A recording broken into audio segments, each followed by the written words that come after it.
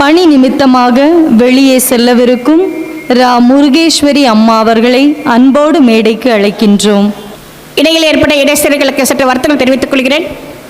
நிகழ்விற்கு சற்று பணி காரணமாக இப்பொழுது நம்முடைய நிகழ்விலிருந்து சான்றிதழ் பெற்றுக்கொள்வதற்காக மதிப்பிற்கு முனைவேசர் முருகர் அம்மையார் அவர்கள் விருட்சமாகிய விதைகளுக்காக கற்பக விருட்ச சான்றிதழையும் செவ்வியல் பணியில் எழுதியதற்காக செவ்விலக்கிய சான்றிதழையும் பெற்றுக்கொள்கிற இத்தருணத்தில்